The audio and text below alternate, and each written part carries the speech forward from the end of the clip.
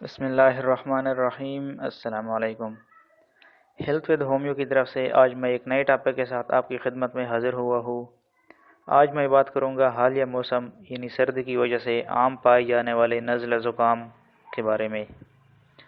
دوستو، ہومیوپیتھی کے حوالے سے لوگوں میں ایک بہت غلط تاثر پایا جاتا ہے کہ یہ دوائیاں بہت زیادہ سلو کام کرتی ہے۔ تو آج میں آپ لوگوں کو جو میڈیسن بتا رہا ہوں، ان کے استعمال سے نہ صرف اللہ کے فضل سے آپ کا نزلہ اور زکام ٹھیک ہوگا، بلکہ یہ سوچ اگر آپ کے دماغ میں بھی بیٹھ گئی ہے تو وہ بھی دور ہو جائے گی، کیونکہ یہ ایسی میڈیسنز ہے کہ اگر صحیح موقع پر صحیح دوا لی جائے تو پہلی خوراک سے ہی آپ واضح فرق محسوس کرتے ہیں۔ تو آئیے دیکھتے ہیں کہ کون سی دوا کو ہم نے کب اور کیسے یوز کرنا ہے۔ اس سے پہلے آپ لوگوں سے ایک چھوٹی سی گزارش ہے کہ اگر ابھی تک آپ نے اس چینل کو سبسکرائب نہیں کیا تو پلیز نیچے سبسکرائب کا بٹن دبا کر بیل آئیکن پہ بھی کلک کریں تاکہ آنے والی تمام ویڈیوز کی نوٹیفیکیشن آپ لوگوں کو ملتے رہے۔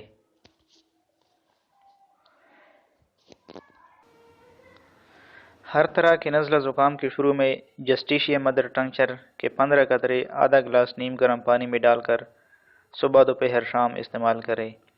یہ میڈیسن ہر قسم کے زکام میں بہترین نتائج دیتی ہے۔ اس کے ساتھ ایکونائٹ 30 اور جلسیمیم 30 دونوں کے 8 قطرے آدھا گلاس پانی میں ڈال کر استعمال کرنے چاہیے۔ ایکونائٹ دوا جو میں نے بتائی ہے، یہ ایک بہترین ریمیڈی ہے ان تمام مسائل کی جو سردی کی وجہ سے پیدا ہوتے ہیں، مثلا بخار، سر درد، نزلہ اور زکام وغیرہ۔ اس دوائی کو اگر سردی سے ہونے والے زکام کے شروع میں استعمال کی جائے تو ادھر ہی مرض کا خاتمہ کر دیتی ہے، لیکن اگر کسی وجہ سے دیر ہو جائے اور ایکونائٹ استعمال نہ کی جائے تو اس صورت میں ایلیم سیپا 30، ارسینیکم ایلبم 30 اور نیٹرم یور 30 کو ملا کر دن میں 4 دفعہ استعمال کرنی چاہیے۔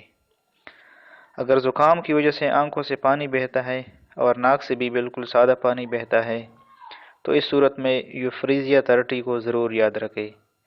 اگر آنکھوں سے بہنے والا پانی خراشدار ہے، یعنی جس جگہ بہتا ہے وہاں پہ خارش اور جلن سی محسوس ہوتی ہے تو یہ اس دوائی کی ایک اہم علامت ہے۔ اس صورت میں یہ دوائی بہترین نتائج دیتی ہے۔ ویڈیو اگر پسند آئی ہے تو لائک کریں اور فیس بک، ٹویٹر، واٹس ایپ وغیرہ پہ دوستوں کے ساتھ شیئر کیجیے۔ اجازت دیجیے، اللہ حافظ۔